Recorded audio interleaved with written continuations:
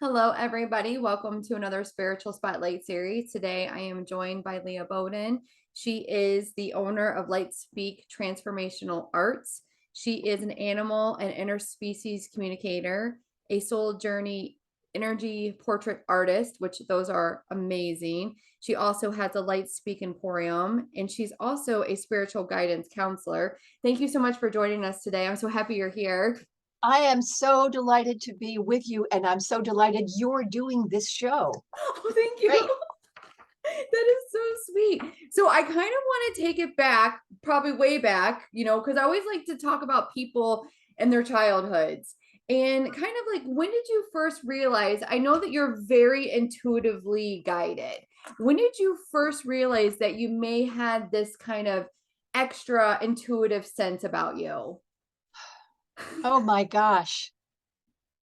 I didn't know that I had an extra intuitive sense, really, until I began receiving feelings that when I would be talking to someone, and this was when I was in my 30s, Wow. that when I was talking to someone, I would all of a sudden have to angle my hand in a certain way and stop what I was saying because I was getting a download. I Right. recognized there was something coming into my brain that was not my own thought. So Okay. that's when I knew that it was something extra. But when I was 5 years old, I had my what I call my awakening. I don't know that it was a spiritual awakening, but it was my awakening to being on the planet. I took a little, we had a little house on a small city plot of Uh-huh. land in Uh-huh. Schenectady, New York. So I took a little walk out through the small yard and then around the back of the garage. And I came to a certain spot. Um, It was right under a lilac tree, and there were lilies of the valley growing under the lilac tree. And so I remember liking those two things so much. So I looked at them, and then I don't know why, I looked up and I saw the sky. And all of a sudden it was like, boom, oh, I'm here. And there's the sky. And then I thought, as long as I remember the sky, I know I'll be safe. Those were the exact words that hit me when I was 5 years old. And then I had the thought, I'm not going to go and tell mommy. This is, Interesting. this is mine. Okay. Yes. And so I think that that's when I first recognized that I was separated from something big that I Mhm. was part of, Mhm. and that all I had to do for the rest of my life was remember that I was part of something bigger. It was the sky. And so as I grew, I didn't think of it all the time. It was not something I had to keep on reminding myself of. Right, right, right. I had a very nice childhood. Someone at a class that I once taught many years ago, her name was Lynn, who also was a spiritually engaged person and Mhm. teacher. She said, how did you get to be able to do what you do? Yeah. And I said, it's because I had loving parents. The older I get, the more I understand, although it is shocking to me, that most people seem to have had challenges in their childhoods that prevented them from opening up to the fullness of who they were and are. That most people seem to have grown up with some event or ongoing set of circumstances that convinced them that they were not brilliant, gorgeous, radiant, divine, and worthy. And that is a shame. That is a shame on humanity, that we have allowed ourselves to do that to our children Yeah. because it was done to us. And that's the way it goes, the cycle. Yeah. So Absolutely. you ask about my childhood, it was happy.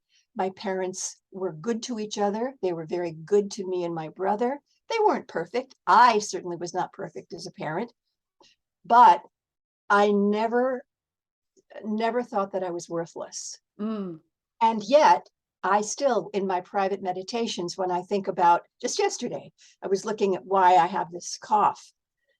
And I looked in my heart, and there was this little stretch of being mhm. in me that felt rough and felt unloved and felt unworthy. So it's part of the human condition. And it Yeah. makes me wonder, frankly, about the concept of original sin, which is a whole other topic. I am not Catholic. I have no interior, intimate knowledge of what it was like to grow up Catholic. Right. Concept of original sin has always intrigued me because how else to, I mean, I can understand how else to account for that feeling that we're just not good enough. It's so true. You bring up such a valid point because when I look back to my childhood, there were pivotal moments of very shocking events that, and I feel like if I didn't and I as I'm talking to you, I feel like if I didn't know, maybe internally, maybe I didn't know what I didn't know, like they say, you know what you Right. I don't know if I would be as open as I am now. I Mm-hmm. had a parent in a mental institution for 15 Oh, years. We had lack of food. We had these like moments and it's not like I'm sitting it for sympathy or anything like that. But it's interesting, like you said, it is a shame because I do look at my own kids and I love to give them space to be themselves. Know that you're loved no matter what the conditions are, someone has your back, you know? And it's so important in society today because I feel like a lot of people feel alone. And that's kind of like my mission in these interviews. And I love the fact that you're like, when I was 5 years old, I knew this within me that I was not alone. And right. we have this team that is always with us no matter what. That Yeah, kind of that propels us team. forward. I know. And so it always has been when I started receiving Yeah. downloads. And I'm just wondering, I mean, on this show, you must have used that word. Other people must have used that word, right? Should I Oh, explain of what I mean course. Yeah, by it? absolutely. Yeah. People are well aware of downloads, but if you want to kind of explain it, No, how would it be? Oh, no, go ahead. no. So when I first began receiving downloads, it was Yeah. definitely a they. It was definitely a they. As high Wow. as it gets, it's always still a they, except Wow. for one time when, and this was really, really intriguing to me, in the sometime in the 1990s, Hmm. I was at my desk doing my work as a public relations counselor, typing away, and all of a sudden, and this was well after I had been receiving downloads Hmm. regularly every day, I Wow. got this feeling like knock, knock, knock in the back of my head. Literally, it just felt like someone was Yeah. knocking inside my head. So I listened, and here's what I heard. I created you to live in joy. What are you doing working? And I said, wait a minute. I don't believe in a creator that uses the first personal pronoun. I don't Ooh. believe in that story of the individual being who created Yeah. everything. I still, I mean, there was no doubt to me that my team Right. was coming forth to me saying, it's a beautiful day outside, go outside and play. And yet there was that I created you. My creator was talking to me. God, that's the Yeah. word that we use. God was talking to me. I had no doubt. It wasn't a question of, oh my God, oh my God, God is talking to me. No, no, no. I knew that that was entirely possible Yeah. and that it happened many times. But it was the question of definition that really intrigued me. So, yeah, but the team, the they, it's always It, feels like a multiple voice.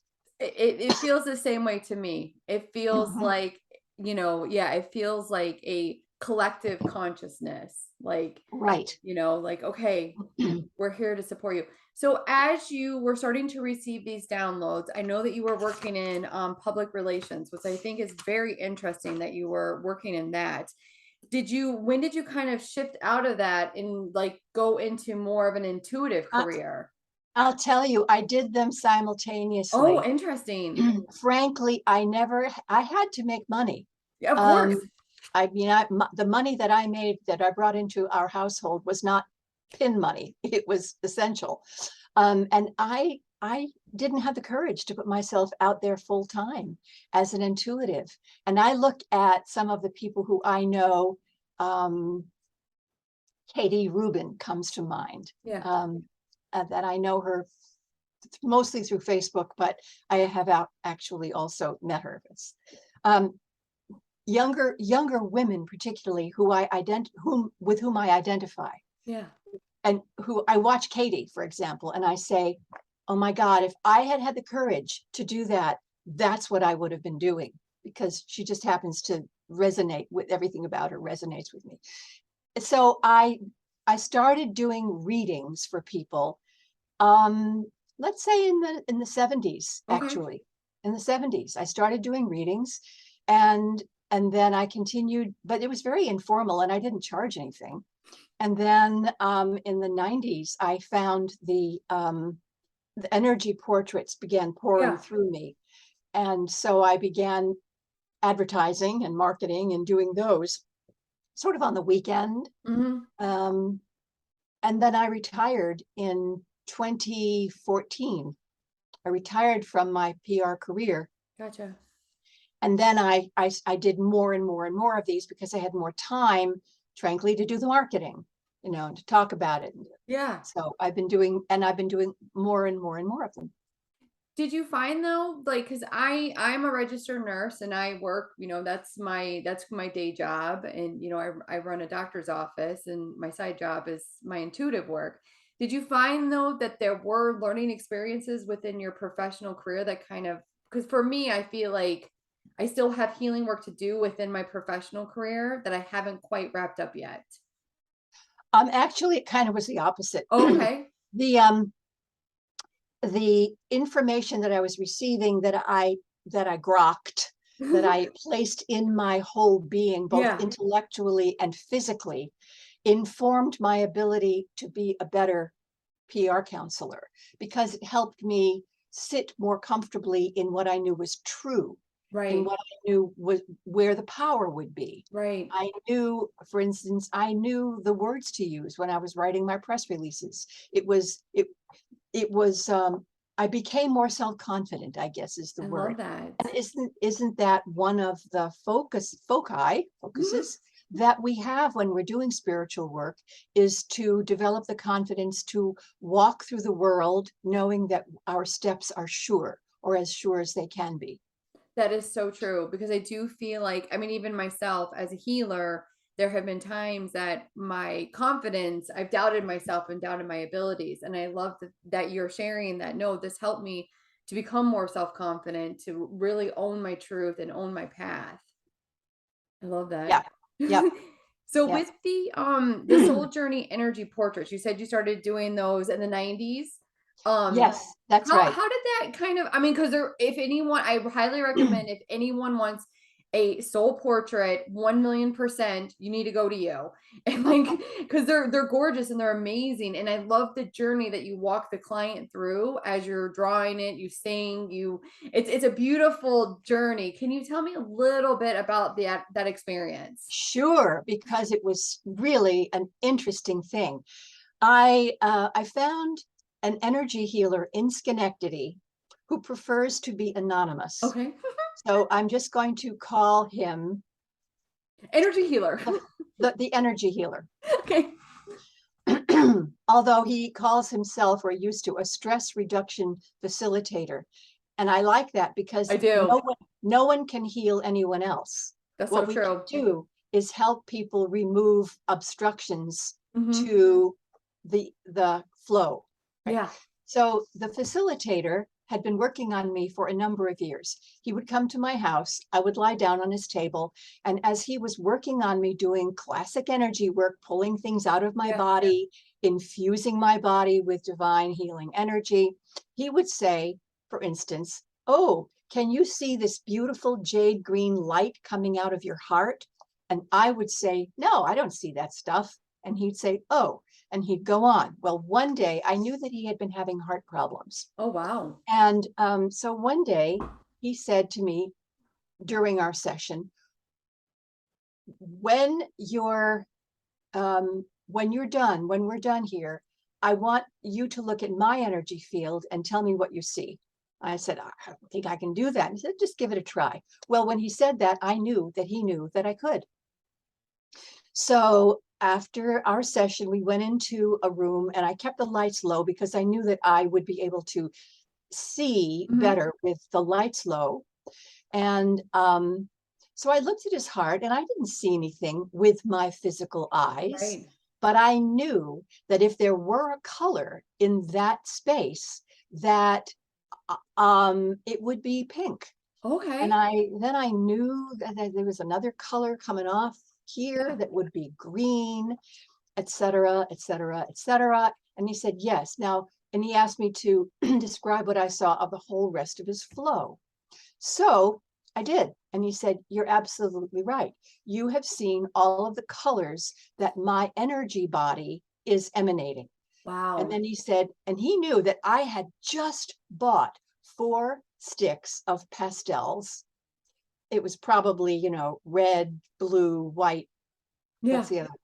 Yellow. Yeah. And that I had just recently bought some large pieces of pastel paper because when I would go to Arlene's in Albany to go get my supplies, my painting supplies, because at that time I was just painting, Yeah. acrylics, just regular paintings. I always looked at the pastels and the pastel papers, and they were so yummy. I just wanted to try it. So he knew that I had bought these things. So he said, next week when I come, I want you to paint what you see with your new pastels. So I did. And that was my Wow. first energy portrait. That was it.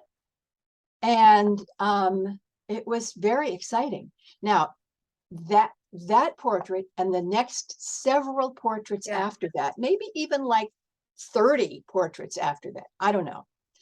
It was just the art. And I Mhm. thought, oh, this is art. But then all of a sudden I would get these urges, there was a feeling in my throat, Yeah. and I had to release it because I knew that it was part of the experience. And so I began letting whatever was in my throat come out, and it was guidance, and then it was singing, and then it was chanting. And at first, some of the chanting sounds, I didn't know how they would sound. Some of them sounded like growls or dolphin noises. And I thought, oh my God, this is so embarrassing, right? Because I was still I was still relating to my expression in the world, that it was something my mother would not be embarrassed by, I understand. right? Mhm. Something that was civilized, Yeah. something that we could all recognize as either beautiful song or correct speech, the Yeah. conventional way of thinking about ourselves. But of course, the more I did it, the more I realized this is part of the experience. And then my clients gave me very positive feedback that everything that I was saying and chanting and singing was mattered to them. And when I would sit across from someone doing the portrait and I would see them crying, I recognized, oh, there's something here. Yeah. So I developed, again, it was a matter of confidence. This all comes through. And so first there was the art, then there was the art and the vocal expression. And then maybe 10, 20 years ago, maybe 15 years ago, I began seeing more and more opalescent white. And opalescent white, now there is the system that I use just flows through me. Right. In fact, I had to unlearn what I had learned many years ago about what colors each of the chakras was, Okay. because I, I had to honor the authenticity, not only of my client but of myself, that is, Right. of the mix of both of us in the Right. flow. And so I understood my own process, said, okay, this color means this color means that. Auth- Iridescent white or metallic white is angelic presence. And I've been seeing, then I began to see a lot of this iridescent white. Right. in addition to regular white. Regular white is the presence of spirit. Hmm. Iridescent white is the presence of angelic energy. Right. So they've evolved. They've Yeah. evolved. Yeah, because I feel like I mean, I know that a lot of my friends have had soul portraits and I love hearing the stories of them. And I know you channel. It's like for me it feels very interdimensional. It feels like you're channeling in a lot of different realms, and it's like Yes, past life, current life, and it's fascinating to hear how it all blends together. I know. And one of the things that I've learned from this process is that when this process involves my receiving impulses and communication from aspects of you, of Right. my client, that do not live on earth. Right. They may be angelic, they may be divine, they may be living in one of those galaxies that the Right. recent photograph shows are farther away than we can possibly imagine. But that Love it. everywhere there is life, there Yeah. is us. Right. Everywhere.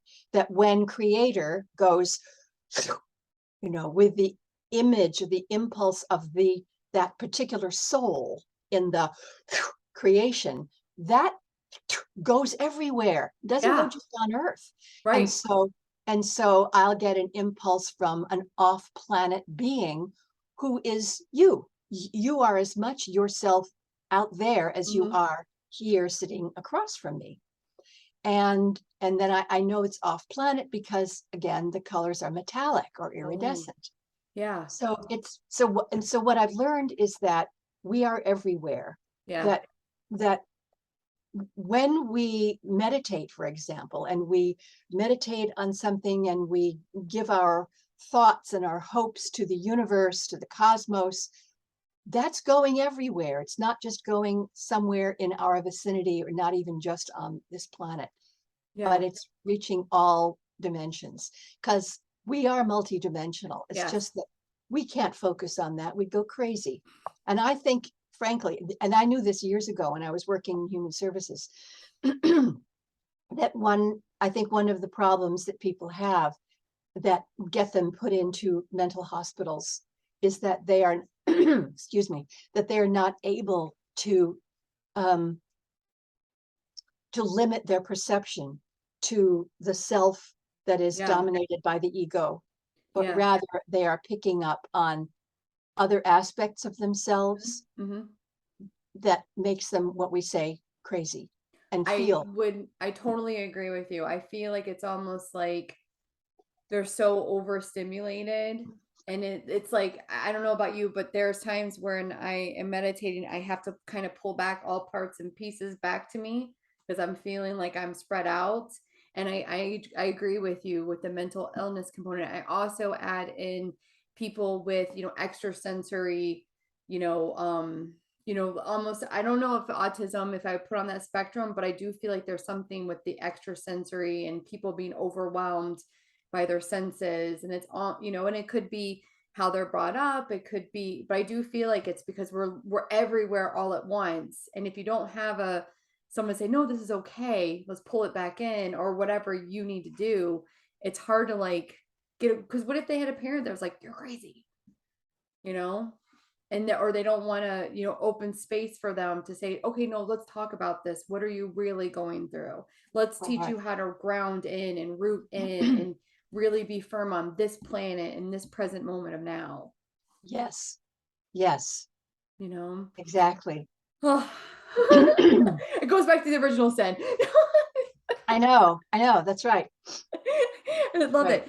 Are you, so I know that you also teach people how to kind of do their own soul portraits. I do. And in I'm fact, really, really, really, I cannot wait. I know you're coming back to New York, and I totally want to take a class.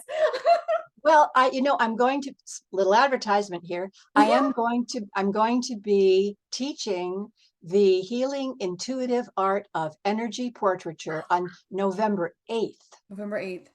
I No, think it's a go ahead. Tuesday, It's a Tuesday. from 11 to 4 in Colony Center, Yeah. in the It, Mind Body Spirit Center. I love that. Now, how did you shift from doing these soul portraits, and channeling it to teaching people how to tap in and do their own portraits?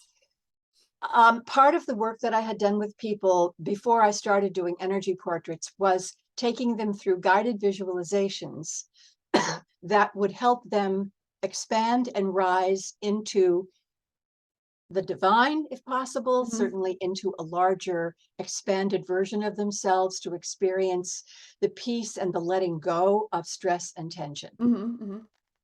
And so that is the principal skill needed in doing energy portraits, Gotcha. is that you need to be able to rise above your conventional limited view of what's possible, Yeah. and the rest is we go from there. One of the things that I do in the class is at the very end, well, not the very end, but toward the end, we practice what it's like to use pastels, and I bring the pastels and the paper. They are the same archival quality materials that I use to make my Oh, portraits. I love that. And I do that because in the beginning I wasn't giving people high quality materials because I couldn't afford it. And I Yeah, thought, oh, I'll use this one. And one of my clients, who was herself a teacher of yeah. spiritual reality, said, this is not a good experience. They're not coming out looking like yours. Why is that? And I thought, oh, Oh, it's because they're oh, really inferior materials. Ooh. yeah. So I apologize to everyone who might be listening, who ever went to one of my classes and did that. But so now I use my materials. Okay. So first we practice what it's like. So people are comfortable and they just play. They play. I give them lots of paper, lots of colors. And then we do a series of meditations, or depending on the time, only one meditation. Yeah. And it's really a guided visualization in which I take people up through the colors. And then at the end, because their eyes are closed during the meditation, I say, okay, with your eyes still closed, reach over to where you have your pastels and pick up one of them and just start making marks on paper according to the vision that you are having right now in your experience. So eyes closed. And then after about 2 minutes, I say, okay, you can open your eyes. Well, I was doing a class several years ago, and I started coughing. I mean, the kind of coughing where you want to leave the room because it sounds Right. awful and Right. it's embarrassing and you're gagging. And I coughed and coughed and coughed and coughed, and I couldn't come back into the room. And meanwhile, when I had left the room, I made eye contact with someone sitting near me who was in the class, but who I knew was also a teacher of spiritual Yeah. stuff. And I knew that she would kind of take over, although she didn't know what was supposed to come next either. I came back into the room about 15 minutes later. They still had their eyes closed. The whole class did their portraits with their eyes closed, and most of them were beautiful. Wow. I was stunned, yes. And so, and it was true that in a couple of classes that I've led since then, Yeah. a couple of people have chosen to do the whole thing with their eyes closed. That's so So amazing. yeah, because that indicates, you trust your hand to Mhm. pick up the pastel, the color, the crayon, whatever you want to call it, that is the color that needs to be what you're working with then and there. And it works Gotcha. out. Wow. Right. So it was kind of a natural progression. Mhm. In other words, I had come to this practice after a lifetime of meditating and of seeing with my intuition things that were not there in my physical reality. And so, because that's what my preparation had been, I knew that that was the preparation that my students would have to go through as well. So that's So what I did. in your awakening journey, you've mentioned meditating a couple times. Do you feel like meditating is key for anyone that's on a spiritual journey? One of the I'm aspects of I'm it? pausing because I know some of the most spiritual people that I know Yeah. don't come to spiritual classes. They don't read. I'm talking spiritual in quotes. They don't read about the spiritual journey. They are just on the ground in human services, Gotcha. doing the work, and their ethics are as high. their ethics are Yeah, perfectly high. That's a spiritual life, right? definitely. So I would say, no, I don't think Okay. that meditating is necessary. But I do think that being able to contact some element of being, Hmm. whether it is sitting on a beach and letting your mind wander, which is a form of meditation, True. or taking a walk in the woods, centering yourself in other than the demands that other people, including your own anxiety and your own worries, Hmm. put on you is necessary. That I would agree with. It's interesting because I am I'm somebody who doesn't really meditate, so to be honest. And Yeah, but I do make it an effort, like you said, I have put my ego as a conscious bystander. So I make sure to set that intention and to rise up to the highest realm in which that I can connect with, which I right. and I know that you did talk about like for you, you try to go up to the highest realm of consciousness in which that you can connect with to pull down the divine information. That's right. I do. And I did that. I always like when I would begin to meditate to go into my higher being, Yeah. I always had the feeling of going up. Yeah. And that didn't surprise me. Excuse me. That didn't surprise me because of that initial childhood experience in which up was Yes. where I knew my home was. Well, in the 90s, I went to a conference in Saratoga, and Amio Amiot led a morning meditation in which she had us go down Oh, into the earth. And I right. thought, this doesn't make sense to me. Well, several years later, I went into a class of shamanic awareness. Again, at the same conference, it was the International Women's Writing Guild conference, in which there was a lot of spiritual content. Yeah. Um, and I went to a class taught by Paula Scardamalia, and we began talking, or she began talking, and then she said, "Okay, we're going to go on a journey." And I'm sitting there thinking, what can you learn from one class? Because I knew nothing about shamanic work or even what it was, but Right. I was intrigued. And so we were sitting there, and I was preparing to go up, and then the drum started. Boom, boom, boom, boom, boom, down immediately. Yeah. Holy cow. I sank immediately. I sank into a realm I had never been in before. I found myself sitting in the deep, deep, deep darkness on a blanket that was dark, and across from me was a being who was so real and so shocking that I could not stop looking at her. The being was, I call her skeleton woman in my head. This being was a strong female presence. Yeah. She was entirely covered by a cloak of brown and white and gray speckled feathers, small feathers, cloak entirely around her, except for her face, but she didn't have a face. Right. It was a skull, broad white skull, big dark eye holes. And through the eye holes, I could see galaxies. And so I kept on looking through these eye holes Yeah. as I wanted to see the galaxies. And she said to me, "Don't look at me, look at your life."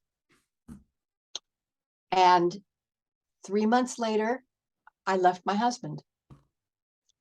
That experience of going down Yeah. brought me to the place I needed to be, brought me to a presence that helped me see that I needed to look at my life. It was amazing. It was amazing.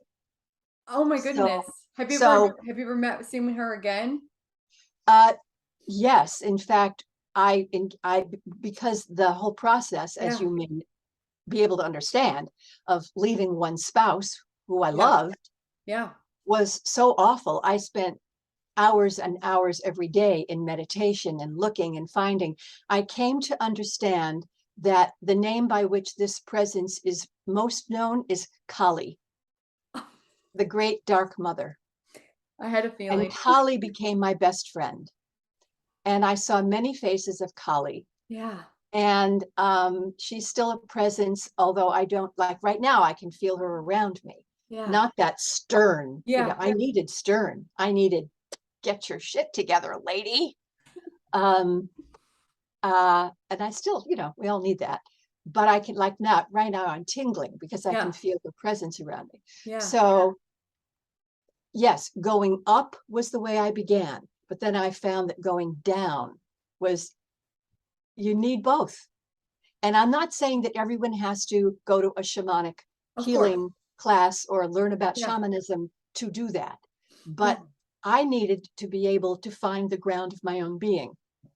And that's what I found through the whole process then that followed, through the guidance of that part of myself that is Gnostic, Gnostic, that has to do, that part of myself that is rooted, and it's part of the deep primal archetype of becoming into becoming, using the grit and the stones and the throwing up and the sobs and Yeah. the stuff that doesn't feel all airy fairy, because that's part of being human too. Of course. Now, you've explained or described a lot of your experiences are very visual. Did you ever have moments where these visions or these sights that you maybe were uncomfortable with, and what did you do about that? Or if did you ever feel like that, I should say? No, Yeah, I've always felt comforted. I've always felt, if not comforted, then even this event with Kali Yeah. sitting there, it was not comforting, but it was in a way, because I knew that I was in the presence of reality and that Mhm. reality was holding me and insisting. If I didn't have the courage to sit there and I wanted to escape looking through those dark eye holes, I Yeah. knew that reality was saying, I've got you. No, you're sitting here. Do you So, feel like, oh, go ahead. no, Do go you ahead. feel like that inner knowing, that inner comfort came from when you had that experience when you were 5? Hmm. I think that that experience when I was 5 anchored me Gotcha. to a sense of myself, a sense of my eternal self. Yeah, Gotcha. that Yeah. I have been able to navigate for the most part without fear. I can also remember as a child, I had to walk. I walked 3 miles to school through the snow. Well, I didn't, but I did walk half a mile 4 times a day when I was in elementary school. And in those days, yes, children walked by Yeah. themselves to Yeah. school. Yeah. Uh, so I can remember walking on this path, and I probably wasn't any more than 6. And I saw someone walking on the other side of the street, and I got an uncomfortable, prickly feeling. Mhm. And so I ran, and they were on the other side of the street. But all my life, I have been aware of when someone felt funny, Mhm. felt prickly and icky, and I would make sure that I wasn't anywhere near them. So that's the way I've kept myself safe, is staying away from what felt off. Yeah. No, I Not completely even, understand. yeah, off. And that would have been dangerous. Yeah. It's interesting when when we missed the bus, we had to walk to school, which was probably about 5 miles, if not That's a longer. long walk. Yeah, I used to live in Georgia, and, oh, yeah, those were the days. I love that. So with your energy portraits, I also know that you communicate with animal and interspecies. How did that was that something that came along with the energy portraits, or is it something that you developed over time? Did not come along with the energy portrait. So So totally I separate. totally separate. I have communicated with angels and with entities who don't live on the earth, but who live elsewhere, like Yeah. communicating with the captain of a spaceship, um, or with someone on another planet. So that's why I use interspecies. Gotcha. But animal communication started when, sorry about my cough, when my son, my only child, went off to college, I went through the empty nest syndrome. Oh, I, wow. I went into his bedroom and cried. And Aw. I thought, and he just was in Delhi, New York, which is what, an hour and a half away from Schenectady. Yeah. So, which is where I was still living. And I said that to myself, he's not dead, he's just in Delhi. And I realized right then, I need horses. I've always loved horses, never had a horse, but I loved horses. Right. I called someone that I knew who had a herd of horses, and I said, this is what happened. Can I come over and be with your horses? And he said, yes, you can come over and feed them 7:30 in the morning and 7:30 at night. Cool. So I began doing that, and I did that for him for a while. And then I went to another barn and I was doing it for these other horses. And one day in the barn, I saw a set of cassette tapes that was book on tape. Mm-hmm. And the title was something like How to Communicate with Animals. And I'm kicking myself that I didn't write down the exact name of the book or the author, because Yeah. I really want to give this person credit. I know it was a woman. I have asked a number of notable women animal Yeah. communicators, did you write this book? No, I can't find this person. So, but I listened to the tapes and I learned in, however many hours it took me to listen, how to do it. And because I had been meditating all those years, it was easy for me to get into the inner space Yeah. in which the communication happens. Oh, And I love so it. that's how I learned to do it. And then I did it um, the very next afternoon. I went home and I tuned into my cat, and my cat said, I want wet food. And that was the last time I talked to my cat. Um, Wow. but I've written a book about my animal communication Oh, experience. It is currently sitting on the desk in an agent's office in Paris, which is thrilling. I wrote to this agent 2 years ago and said, "Are you still accepting proposals?" yeah. And he Yeah. said, and that I had honed my pitch letter very well because I did have a communications career, you know. Yeah. So I wrote this really good pitch letter, very, very brief. And he said, yes, send me your manuscript. So, because I had told him it was already done, I sent it to him and he got back immediately. He said, yes, we want this book. And I haven't heard from him since. And I know because I've talked to other people who have had publishing experience, be patient. And in fact, he even said to me, be patient. So I'm being patient. But I have written a book, and the first chapter is all about that first experience that I had, not with my cat, Yeah. but with the horses that I was grooming in this other barn. And it was a very moving experience Oh, that really taught me. I'll tell you very briefly. I sure. don't know how much time we have left. A little bit.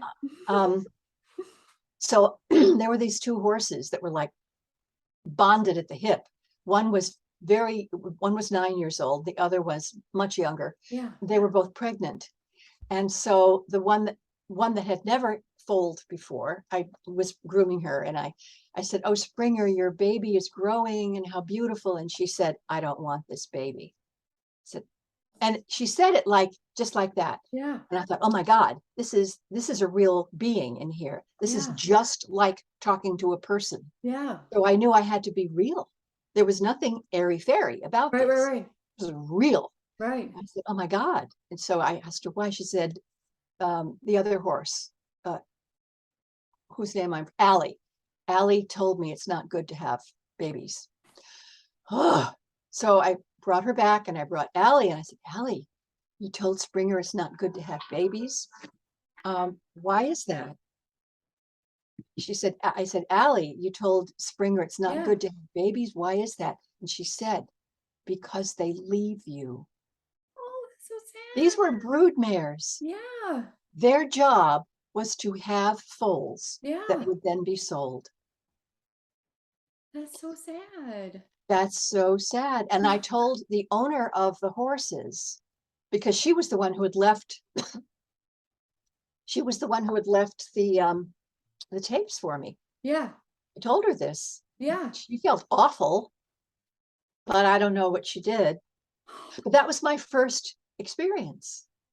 It, And I think us as we don't even think about that. That you know what I mean? Like it's not a human experience. It's a soul experience in a animal body that has That's right. feelings, thoughts. Wow. And that's what we are. Right, We are a exactly. soul We're experience, soul having a human experience, right? right, in an animal body. In an Right. animal body. You're because we're so there's a person that I follow and she calls it your body. So you have a physical body, our meat sack. So our body Deva with our soul and our soul Deva and Right. I Right. oh So that was the experience that taught me to be humble, that taught yeah. me to be real. I Yeah. wasn't the great spiritual teacher coming to extract information or help these animals. I was their equal. I was another creature saying, "Hey, how you doing? What Right. can I do to help? And thank you for letting me in." Wow. I love Yeah. that. I love that. So I do want to ask you I have a couple questions before we wrap up. And I want to ask you this. How have your abilities to help people changed over time as your own wisdom has increased?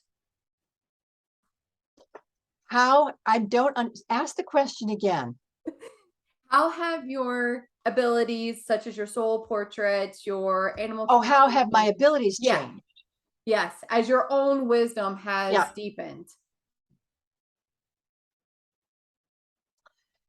I don't know that my ability, well, I am able to be more honest and more whole with people because I am not afraid to tell them what I experience as their truth, as I am giving them the information that Yeah, they've asked for. I love that. I don't hold back. I don't know that I ever did hold back, Yeah. but I think my ability to embrace whatever I hear or see for people has become wider and easier to flow forward with because I know that it is the truth. Mhm. It is coming from their own expanded being. It is whatever comes through is something that they need to hear. And I am just the messenger. It is not my truth that I'm giving them. Mhm. I am honestly only saying what I hear for them. I love that. And so I don't know that I ever gave in. I hope I didn't. I may have to the desire to make something clearer or easier for people. If I pass on what I hear, Mhm. and if they say, "Could you tell me more of what that means?" All I can do is go back to source and ask again Right. and say, "This person is asking again, is there another way to say this?" So I keep my ego out of it. Gotcha. I And it's gotcha. easier to do that as my own abilities have increased, as my own complex awareness of what's going on has increased. I am more able to be comfortable Hmm. with what I'm experiencing. And that comfort means I'm not going to try to pull the wool over anyone's eyes. And Right. I know that I never wanted to, and I Right. hope that I never did. But I want to ask you this, but there are times where there is certain information that's not meant to be unfolded. Do you know what I mean? And I would imagine you probably get that it's not time for you to know this yet. Right. And I say that. Yeah. And this actually, this really mostly happens with animal communication. Oh. That because a lot of times the animals um, will say about, because when someone says, "I want to know what my animal has to say to me," and I say, "What do you have to say to your person?" Quite frequently, the answers that I get are not only, "I love this person, I'm so grateful for them, I would like to walk on green grass," whatever it is, but this person is in a relationship and the relationship has these problems, and this person needs to deal with the relationship in ways that they haven't been able to, and there are certain things that haven't unfolded yet Yeah. that will unfold. um Yeah, it's like that. Interesting. Because again, I'm tapping into the animal's highest consciousness. Right. And that brings us back to what I was saying before. Yeah. I have come to realize that all life, every individuated being, including stones and blades of grass, are filters for the whole massive divine Hmm. experience. And so the filter is what determines the language and the message. Hmm. There may be not the message, but the specific way the message is brought forth. Gotcha. So I asked a horse, what would you like to say to your beloved? And the horse is the filter for the divine. And the divine is saying through the horse, there is a darkness there that she is not yet dealing with, that she will Wow. deal with when she can. Wow. That's interesting. So, one last thing before we wrap this up, is there any piece of advice that you would give to the listeners in regards to either their spiritual journey or their awakening journey, or just any piece of wisdom that you may have? I'm sending up for this. Let the truth of your own being be the only arbiter of the words that you say and of the paths you take. The paths that you take are completely up to you. No one has the right to tell you to take a path that is not that which will serve you best, because that which will serve you best is the path that will serve the divine and all being best.